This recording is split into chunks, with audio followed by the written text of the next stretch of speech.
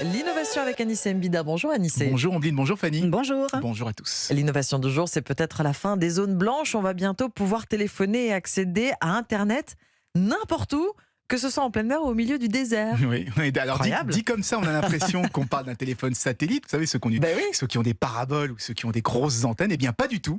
C'est possible avec un téléphone 4G on ne peut plus standard, le même que vous avez dans vos poches.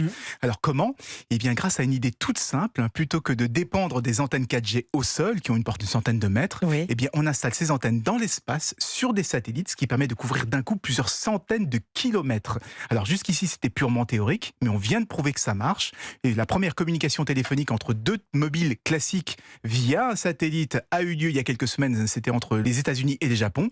Et il y a quelques jours, on a réussi un téléchargement en 4G à 10 mégabits par seconde, donc une belle vitesse, toujours en passant directement par un satellite. Donc oui, ça pourrait être la fin des zones blanches et le début d'une couverture réellement mondiale. Alors, c'est très intéressant ce que vous nous racontez. Est-ce qu'on sait quand ce sera disponible ? Alors les premiers services commerciaux sont annoncés pour la fin de l'année, mais au départ ce sera une couverture partielle car pour arroser l'ensemble du globe, aussi bien les continents que les océans, il faudrait lancer plusieurs centaines de satellites capables d'avoir des antennes 4G à l'intérieur. Ça prend du temps, il faut envoyer plusieurs fusées, que les antennes se positionnent en orbite, qu'elles se déploient, tout ça, ça prend du temps.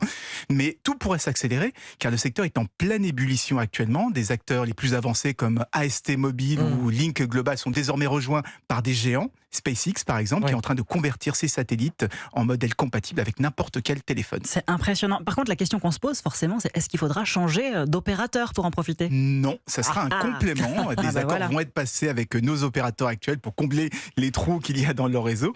Du coup, dès qu'on entrera dans une zone non couverte, on basculera automatiquement sur un réseau satellite, sur le réseau satellite par exemple, exactement comme on bascule aujourd'hui en itinérance quand on part à l'étranger. Malheureusement, ça va coûter un petit peu cher, mais dans certaines situations, pouvoir envoyer ne serait-ce qu'un SMS, ça n'a pas de prix. Ça, c'est vrai. Merci Anissé.